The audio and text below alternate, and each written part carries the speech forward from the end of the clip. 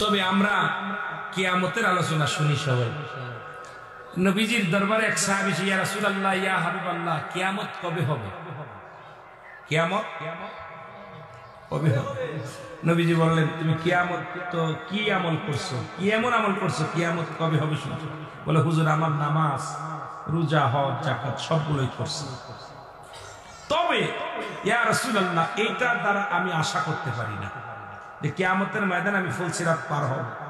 নবী গো, সবচেয়ে আমি আশা করি, নবী গো, আমার জানের চাইতে আপনাকে আমি বেশি ভালোবাসি। সুবহানাল্লাহ বলেন, আরো জোরে বলেন।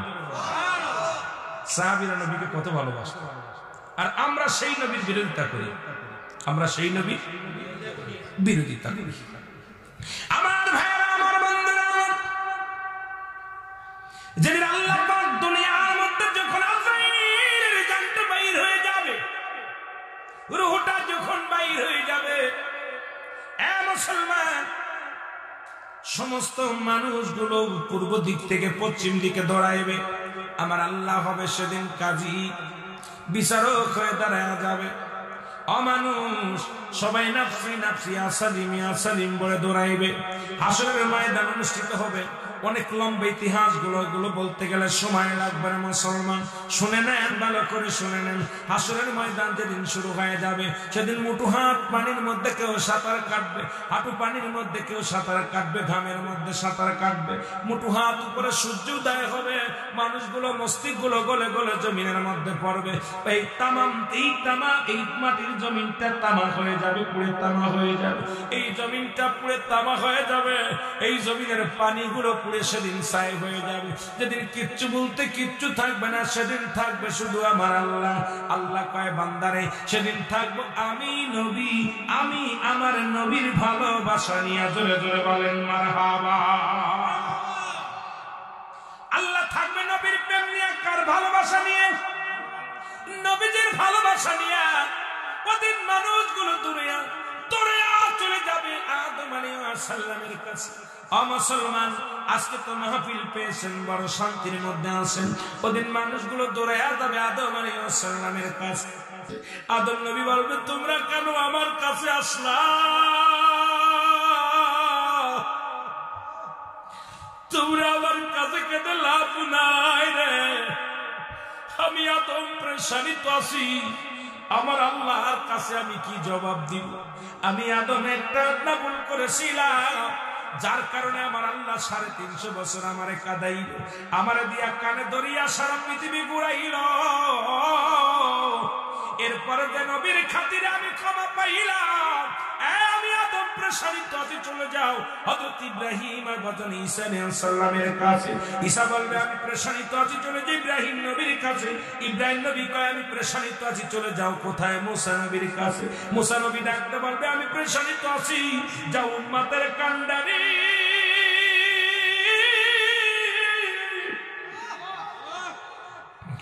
উম্মতের দরদি নবী।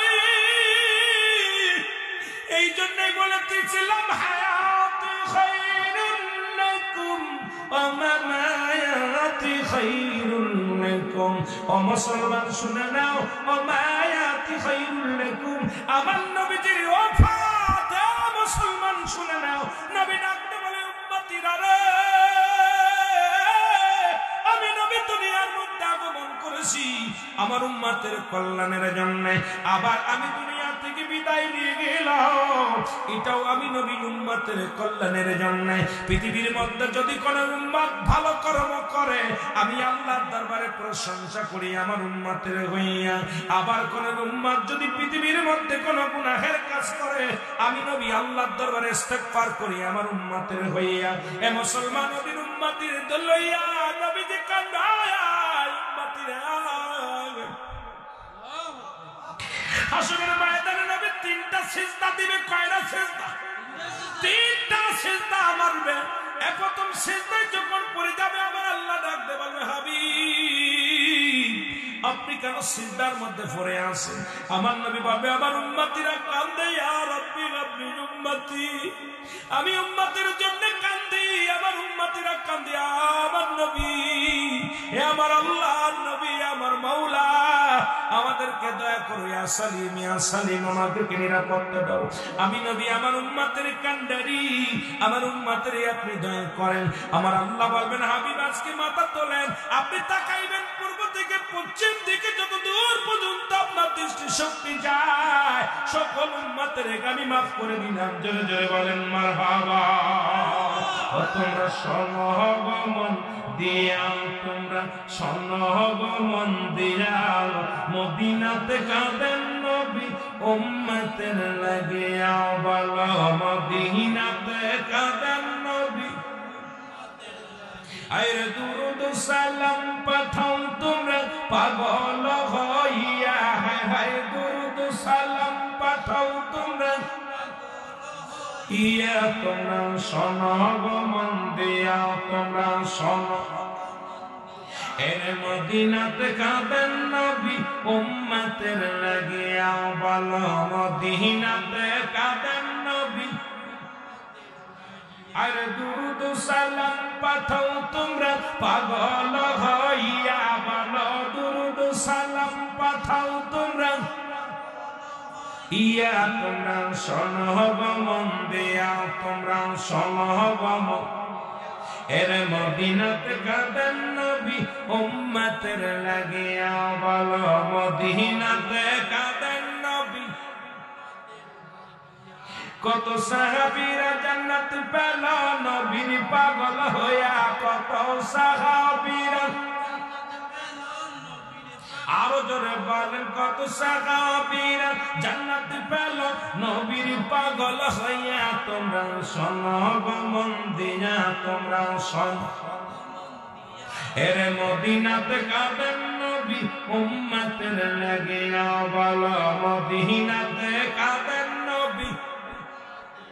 এরে হাবশি বেলাল নবী পেল কান্দিয়া কান্দিয়া, বলো হাবশি বেলাল নবী পেল কান্দিয়া কান্দিয়া। তোমরা সনগমন দিয়া, তোমরা সনগমন দিয়া, মদিনাতে কাঁদেন নবী উম্মতের লাগিয়া, বলো মদিনাতে কাঁদেন নবী।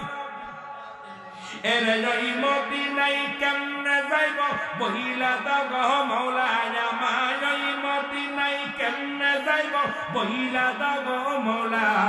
মদিনাতে কাঁদেন নবী উম্মতের লাগিয়া, বলো মদিনাতে।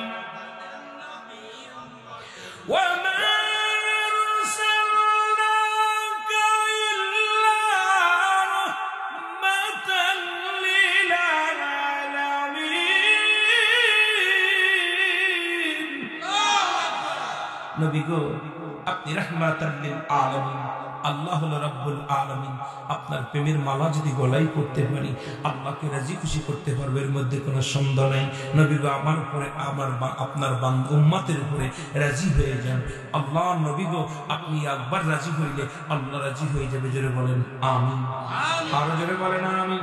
মহব্বতের সঙ্গে দুরূদ শরীফ পড়েন আল্লাহুম্মা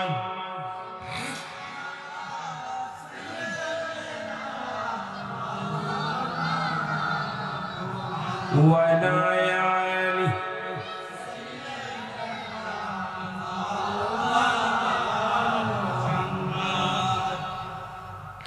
মুসলমান গভীর মনোযোগ, কথাগুলো বললে পরে মজা লাগবে, শুধু মুসলমান শুনে নেন। একটা কথা না বললে নয়। খাজা কি মুসলমান? গাউসে পাক আব্দুল কাদের জিলানী, গাউসে পাক আব্দুল কাদের জিলানী, উনি একবার মুসলমান, ওনার এক মুরিদ সন্তান, যাদের কথা আল্লাহ বলেন কুরআনুল কারীমের মধ্যে সূরা ইউনূসের মধ্যে 11 নম্বর পারা 62 নম্বর আয়াত আল্লাহ বলে আলা সাবধান ইন্না আলিচারা ইন্না উলিল্লাহি, আল্লাহর তরফ থেকে যারা ওলি হয়, লা নাই খাউফুন শব্দের অর্থ ভয়, ওরা যদি অবস্থান করে আমাদের উপরে জানুন তাদের কোনো চিন্তা নাই, ভাবনা নাই। এমন একজন আল্লাহর ওলি অমুসলমান শুনলাম তৎকালীন জামানার একটা কথা বললে আপনাদের মজা লাগবে। আল্লাহর ওলিদের কথা বলি আবার আমি পিছনের দিকে চলে যাই। কিয়ামতের ময়দান কঠিন হবে, ওদিকে আমি যেতে পারি নাই। কারণ তিনটা বিপদ, নাম্বার 1 হলো মানুষের মরণ, নাম্বার 2 হলো কবর, নাম্বার 3 হলো কিয়ামতের ময়দান। একটার পরে একটা বিপদ। আল্লাহ আমাদের বিপদগুলো তুমি উদ্ধার করে দিও, জোরে বলেন মারহাবা। এ মুসলমান গভীর মনোযোগ। মক্কা মদিনার বুকে তৎকালীন জামানার কথাগুলো বলে যায়। এখনো মক্কা মদিনায় মানুষের নাম রাখে আব্দুল্লাহ, আব্দুর রহমান, আব্দুল শামস। নবীজির ভালো ভালো নামগুলো, সুন্দর সুন্দর নামগুলো রাখে। 3 আব্দুল্লাহ নাম হলো বড় আব্দুল্লাহ, ছোট আব্দুল্লাহ, মেজো আব্দুল্লাহ। মারহাবা বলেন না? কয়টা নাম? আব্দুল্লাহ 3 জন ছেলের নাম আব্দুল্লাহ, বড় আব্দুল্লাহ, মেজো আব্দুল্লাহ, ছোট আব্দুল্লাহ। মারহাবা বলেন। 3 আব্দুল্লাহ। বাবা তার মৃত্যুর সময় বলে গেলেন, ডাকতে বললেন আমার আব্দুল্লাহ, আব্দুল্লাহ, আব্দুল্লাহ, আব্দুল্লাহ। 3 আব্দুল্লাহ চলে আসলেন। আশা পর আব্বাই বলতেছে, বড় আব্দুল্লাহ আমার ওয়ারেস সূত্রে জমি জমা পাবে, আমার ওয়ারেস পাবে। দ্বিতীয় আব্দুল্লাহ আমার ওয়ারেস পাবে। তৃতীয় আব্দুল্লাহ, ও আব্দুল্লাহ, আব্দুল্লাহ পাবে, আব্দুল্লাহ পাবে, আব্দুল্লাহ পাবে না। আল্লাহু আকবার বলেন না? এই 3টা কথা বলেই মারা গেলেন। আব্দুল্লাহর বাবা দুনিয়া থেকে বিদায় হয়ে গেল। 3 ভাইয়ের মধ্যে হট্টগোল শুরু হয়ে গেল। 3 ভাই বলে, আব্বা জান মৃত্যুর সময় ওসিয়ত করে গেলেন, আব্দুল্লাহ পাবে, আব্দুল্লাহ পাবে, আব্দুল্লাহ পাবে না। এখন তো 3 ভাইয়ের নাম আব্দুল্লাহ, বড় বিপদের মধ্যে আছে। এখন কোন আব্দুল্লাহ পাবে, কোন আব্দুল্লাহ পাবে না, বড় বিপদের মধ্যে আছে। 3 ভাই চিন্তা করে জমা জমি কে পাবে, কোন 2 আব্দুল্লাহ পাবে। মায়ের কাছে জিজ্ঞাসা, মা গো কোন 2 আব্দুল্লাহ পাবে? মা বলে আমি বলতে পারবো না। চাচারে বলে আব্দুল্লাহ, কোন 3 আব্দুল্লাহ পাবে? বলে বলতে পারি না। 3 আব্দুল্লাহর ভিতরে বড় বিপদের মধ্যে পড়ে গেলেন। এখন রাস্তায় রাস্তায় ঘুরে বেড়ায় 3 আব্দুল্লাহ। সমাধান দেবে কে? কে আমাদেরকে সমাধান দিবে? বাবার ওয়ারেস সূত্রে এই ভাড়ায় জমিটা কে পাবে? ওয়ারেস সূত্রে জমি জমা কে পাবে? 3 আব্দুল্লাহর 2 জন পাবে, 1 জন পাবে না। আব্বাজান তো যাবার সময় বলে যেতে পারে নাই, শুধু আব্দুল্লাহ পাবে, আব্দুল্লাহ পাবে, আব্দুল্লাহ পাবে না। আল্লাহু আকবার। উনি তারা আসলে মুসলমান, শুনে না। হঠাৎ করে একটা উটনি, ওই দেশের একজন উটের মালিকের উটনি হারায় গেছে। খুঁজতে খুঁজতে যায়, 3 আব্দুল্লাহ তারা আছে। ডাকতে বলে, ভাইরা দাঁড়াও, তোমরা কি এই রাস্তা দিয়ে একটা উট যাইতে দেখছো, উটনি যাইতে দেখছো? বলে হ্যাঁ দেখেছি, উট দেখেছি।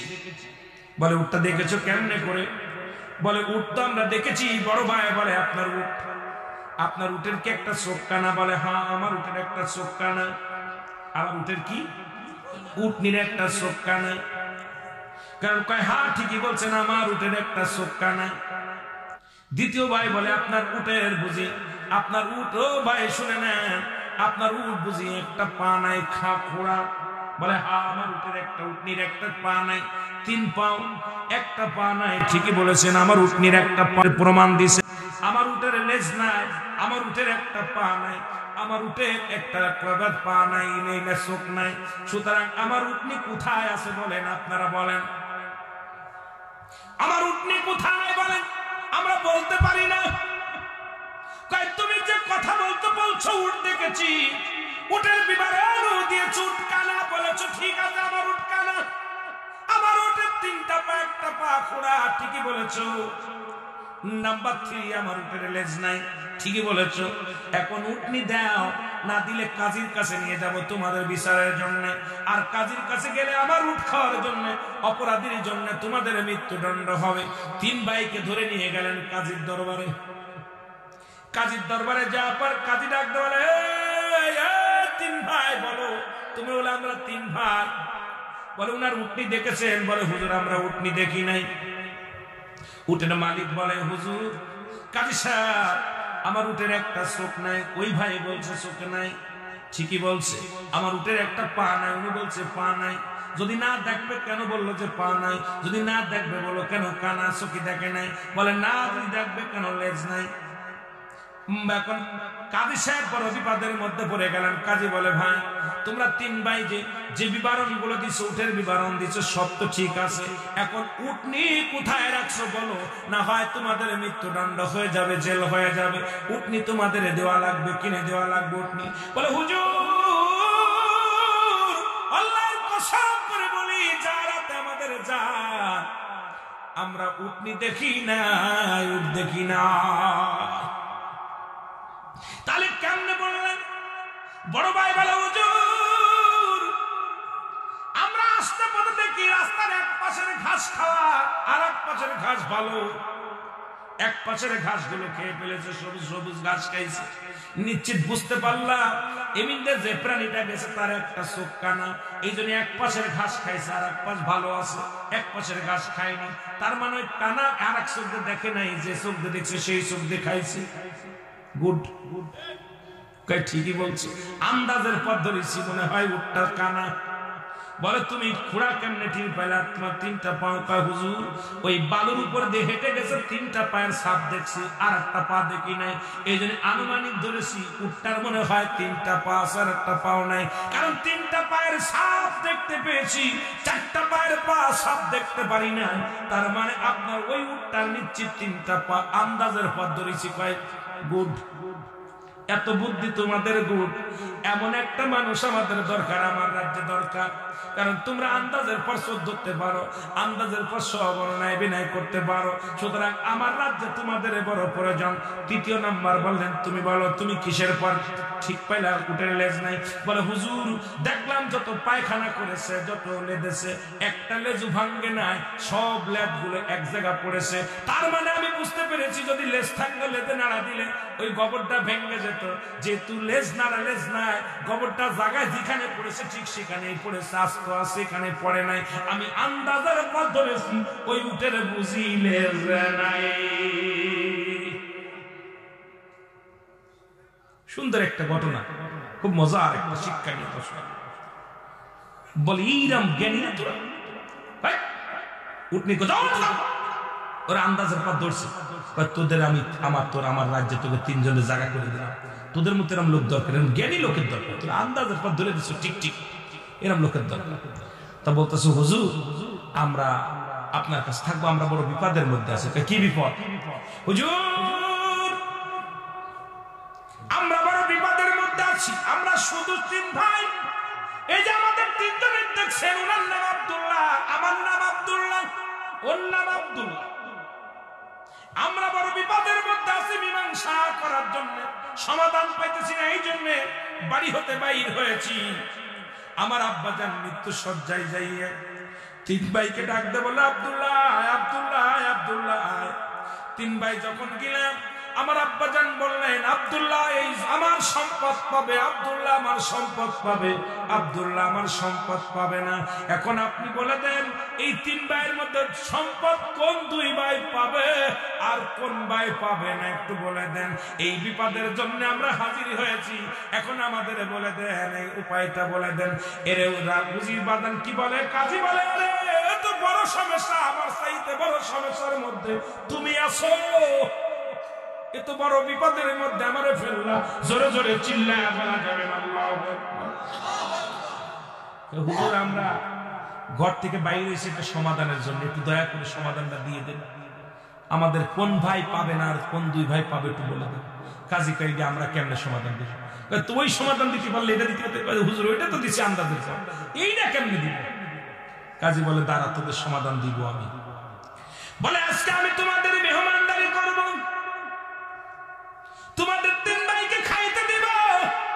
খাবারের জন্য ভিতর বাড়ি হুকুম দিলেন, ভিতর বাড়ি থেকে গোস্ত পাকাই নিয়ে এলেন, রুটি বানাই নিয়ে আসলেন, হুকুম দিলেন। দেওয়ার পর খাবার গুলো এনে যখন সামনে হাজির করলেন, বড় ভাই বলে ছোট ভাইদের, ভাই আব্দুল্লাহ রে, এই গোস্ত খাওয়া যাবে না, এটা মানুষ, এটা কোন প্রাণীর গোস্ত শুনে না, এটা উটের গোস্ত না, দুম্বার গোস্ত না, গরুর গোস্ত না, এটা হলো কুকুরের গোস্ত। আল্লাহু আকবার বলেন। বড় ভাই বলে, এটা কুকুরের গোস্ত। মেজো আব্দুল্লাহ আর এক আব্দুল্লাহ কয় ভাই রে, এই রুটি বানাইছে যিনি গর্ভবতী মহিলা, এই রুটিগুলো শেখছে। সুতরাং যিনি গর্ভবতী মহিলা, 9 মাসের গর্ভবতী মহিলা এই রুটিগুলো বানাইছে।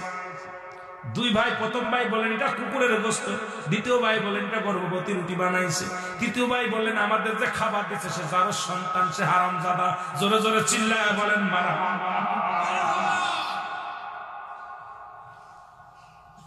প্রথম বললেন যিনি দিচ্ছে এটা কিসের গোশত? কথা বলেন কিসের গোশত? রাত হয়ে গেছে, কষ্ট চাপাল। কিসের গোশত?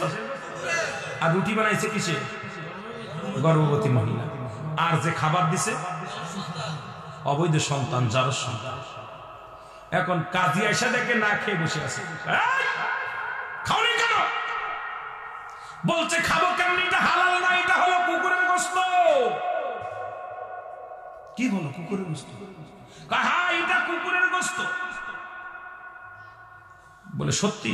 হ্যাঁ, যদি কুকুরের গোশত না হয় তোমাদের গর্দান যাবে। দ্বিতীয় আব্দুল্লাহ কাই রুটিগুলো শেখছে একজন গর্ভবতী মহিলা, 9 মাসের গর্ভবতী মহিলা রুটিগুলো শেখছে। বলে তুমি যেটা বলছি না যদি সত্য না হয় তোমার গর্দান যাবে। ছোট আব্দুল্লাহ ডাক দিয়ে বলে কাজী সাহেব শোনো, আমাদের এই যে খাবারের আয়োজন করেছে সে একজন যার সন্তান, সে অবৈধ সন্তান। ধরে ধরে চিল্লায়া বলা যাবেন আল্লাহু আকবার। কাজী তো অবস্থা, কাজী খুব রাগী, কাজী নিজে খাবার জোগাড় করছে, কাজী হচ্ছে যার সন্তান। কথা হই না, কাজীর খুব রাগ, তবু কষ্ট করে চেক দিছে, একদম কথাবার্তা বন্ধ করে চুপ করছে, দেখা যাক কি হয়। বলে দাঁড়া, আমি বাড়ি থেকে প্রমাণ করে নিয়ে আসি, যদি ভিতর থেকে প্রমাণ যদি সত্য হয় তাহলে তোমাদেরকে আমি একটা ফয়সালা করে দিব, আর যদি মিথ্যা হয় তোমাদের গর্দান যাবে। বলে ঠিক আছে। ভিতরে গেলেন, যিনি পাক করছেন তারে জিজ্ঞাসা হলো তুমি ওই মেহমানদের জন্য কি গোশত পাকাইছো? বলে হুজুর আমরা ঘরের মধ্যে দেখি কোনো গোশত নাই, আমাদের পশুপালে আমাদের যে ঘরের মধ্যে যে কুকুরটা ছিল ওই কুকুরটা আজব করে গোশত পাকায়া দিছি। হুজুর আপনি গোশত দিতে বলেছেন, যদি গোশত না দিই গর্দান যাবে, এই ভয়ে যদি বলি নাই তারপর আমরা বিপদে পড়ে যাব, এই জন্য আমরা কুকুরটা আজব করে আপনার মেহমানদারি করেছিলাম, রান্না করে দিছি। রুটিটা চলে গেলেন রুটিওয়ালার কাছে, রুটি বানাইছে কে? যা দেখে ঠিকই গর্ভবতী মহিলা। গর্ভবতী মহিলা মুসলমান, শোনে না, উনি 9 মাসের গর্ভবতী। ওই মহিলাটা এবার চলে গেলেন মায়ের কাছে, মা গো সত্যি করে বলো গো মা, আমি কি তোমার বৈধ সন্তান নাকি অবৈধ সন্তান? মা বলেন কাজী রে, ও কাজী শোন, তুই আমার অবৈধ সন্তান, তবু আমি তোরে ভালোবাসি রে বাবা, আমার গর্বে ছিলি তুই। তোর বাপ উনি না, যিনি তোর যাকে তুমি বাবা বলিস বাবা, ও তোর জন্মদাতা পিতা না, তোর জন্মদাতা পিতার একজন। সুতরাং আমি অপকর্ম করেছিলাম আমার বাড়ির রাখালের লগে, আমার বাড়ি যিনি কর্মচারী ছিল তার সঙ্গে আমি অপকর্ম করেছিলাম। সুতরাং আজকে যে তুই যে যার সন্তান, এ বাবা আমি সত্য কথা বলতেছি। কয় মা গো তুমি সত্য করে বলো। বাবা সত্য করে বললাম, তুমি যার সন্তান, তুমি অবৈধ সন্তান। জোরে জোরে চিল্লায়া বলা যাবে না মারহাবা। কাজী মাথা নত করে চলে আসে 3 ভাইয়ের কাছে। আব্দুল্লাহ আব্দুল্লাহ আব্দুল্লাহ, 3 আব্দুল্লাহ প্রস্তুতি করে, আব্দুল্লাহ রে তুমি এটা যে কুকুরের গোশত টের পালে কেমনে? বলে আমরা একজন হালাল বান্দা, আমরা একজন ইমানদার বান্দা, আমাদেরকে তুমি হারাম জিনিস খাওয়াইবা, এটা আমরা যখন সামনে আসছে আল্লাহর তরফ থেকে আমাদের মন উদয় করে বলেছি এটা হারাম, এটা কুকুরের গোশত। এই জন্য আমি আন্দাজের উপর বলেছি, অনুভব করে বলেছি, কারণ আমি অনুভব করে বলেছি এটা কুকুরের গোশত, কোনো মানুষের গোশত না। সত্যি এটা কুকুরের গোশত? ঠিক আছে নি? হ্যাঁ ঠিক। দ্বিতীয় আব্দুল্লাহ বলে কিটা বলছে? এই রুটিটা মহিলা বানাইছে, গর্ভবতী মহিলা। বলে আমি বলছি। বলে কেন? পাইলাম, কয়টির পাইলাম এই রুটিটা এক পাশে সেকা হয়েছে আর এক পাশে সেকা হয় না। ওই গর্ভবতী মা যখন রুটিটা বানাইছে এক পাশে দেখতে পারে নাই, নিজের পাশে দেখতে পারে নাই, এই পাশে মোটা আছে ভালো করে বানানো হয়নি। আবার যখন চুলার মধ্যে সেকেছে গর্ভবতী মা উপরের পাশে হয়ে গেছে, এক পাশে নিজের পাশে হয় নাই। এটা আমি বুঝতে পেরেছি দেখেই যে এটা কোনো গর্ভবতী মহিলা, কারণ বসে পড়ে রুটিগুলো সেকতে যায় ঠিক মতো সেকতে পারে নাই, বানাইতে পারে নাই। এটা কোনো গর্ভবতী মা বানাইছে বলে ঠিক আছে। এরা আমার যারো সন্তান বলছো, কে বলেছে? ছোট আব্দুল্লাহ বলে আমি বলেছি। জোরে জোরে বলেন আল্লাহু আকবার, আর একটু জোরে বলেন আল্লাহু আকবার। কয় তোমাদের তিনজনের পরিচয় ঠিক, তোমরা তিনজন যা বলেছো সবই ঠিক। সুতরাং যে বলেছ এইটা কুকুরের গোস্ত সে পাবে তোমার আব্বার সম্পদ। যে বলেছ পৃথিবীর মধ্যে এই রুটিটা মহিলা গর্ভবতী মহিলা বানাইছে সে পাবে তোমার বাবার সম্পদ। আর আমাকে যে বলেছ তার সন্তান সে সম্পদ পাবে না, সেও তার বাবার অবৈধ সন্তান। সুতরাং অবৈধ সন্তানের সন্তানকেই ছিঁড়েছে। তোমার মার কাছে জিগাও, এরপরে এই তোমার বাবার রেখে যাওয়া সম্পত্তি গুলো তোমরা দুই ভাই পাবা। আব্দুল্লাহ আব্দুল্লাহ পাবে আর এই আব্দুল্লাহ পাবে না। জোরে বলেন আল্লাহু আকবার। তিন আব্দুল্লাহ ছুটে গেলেন মায়ের কাছে, যায় বললেন মা, ও মা বলো বাবার সম্পত্তি কে কে পাবে? মাগো আব্বা তো যাবার সময় বলে কি আব্দুল্লাহ পাবে, আব্দুল্লাহ পাবে, আব্দুল্লাহ পাবে। বলে বাবা রে, ছোট আব্দুল্লাহ বলেন মা গো তুমি বলো আমি তোমার গর্ভের সন্তান কিনে।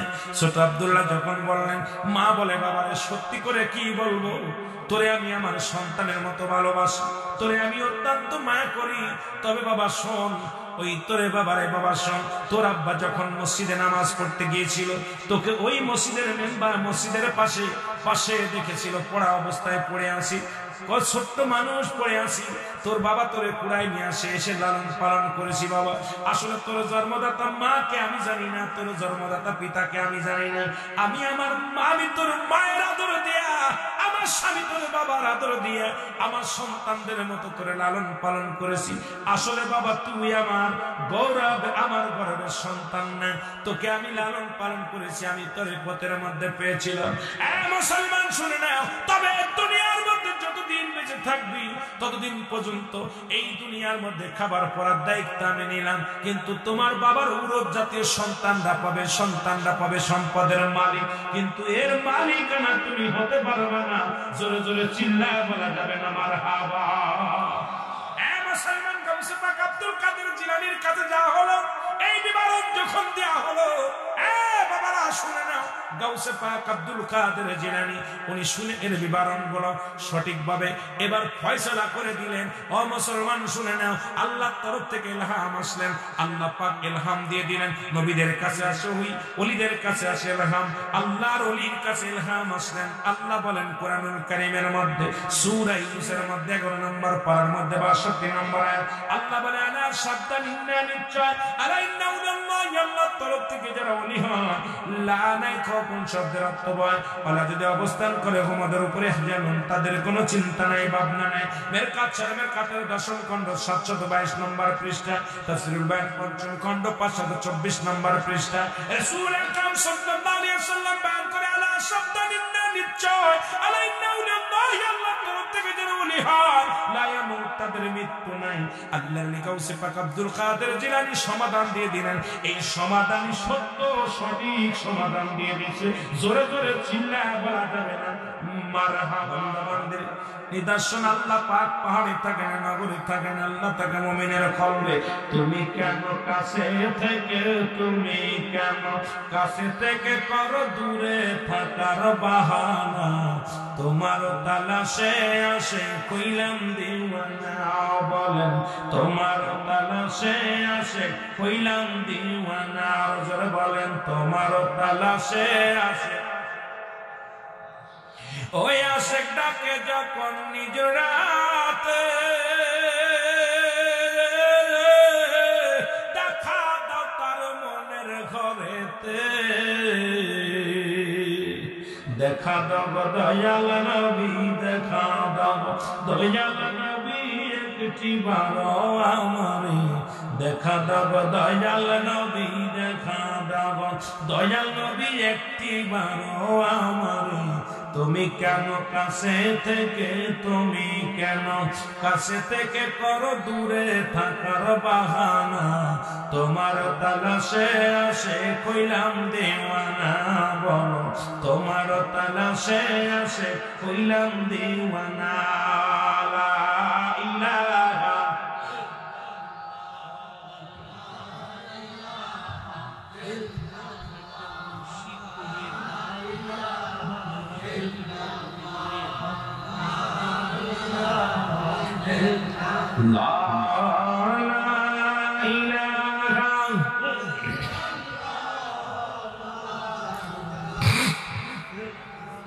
আমার ভাইরা সুতরাং আর কথা আগাবো না 12টা বাজতে চলো 1টা বাজতে চলো বিশেষ করে ইমাম মেহেদী আলাইহিস সালামের কথা যেটা বলতেছেন ইমাম মেহেদী আলাইহিস সালাম আসার আগে যেগুলো হওয়ার কথা রাসূল পাক সাল্লাল্লাহু আলাইহি সাল্লাম বলছেন তার ভিতর অধিকাংশই এখন দেখেন ঘাট অঘাট হয়ে গেছে এখন পৃথিবীর মধ্যে ঝগড়া বিবাদ লেগে আছে অশিক্ষিত মানুষ শিক্ষিতকে ছাড়াইতেছে নারী জাতি এখন রাস্তাঘাট সবকিছু নারী জাতির দখলে পুরুষ জাতি এখন খেলার পুতুল হয়ে গেছে সেক্স বলতে পুরুষ জাতি এখন দেখেন হারবল ইন্ডিয়ান হারবল কলকাতা হারবল মাদ্রাস হারবল পুরুষ জাতির একেবারে দুর্বল সব পুরুষ জাতি সব দুর্বল কথাগুলো বললে খারাপ লাগে দেখতে রাসূলের কথাগুলো সব ইমাম মেহেদী আসার আগে যা যা হবে আর কি ইমাম মেহেদী প্রকাশের আগে যা যা হবে এই পুরুষ জাতি নির্যাতিত হবে মহিলাদের কাছে দেখেন একটা মহিলা এখন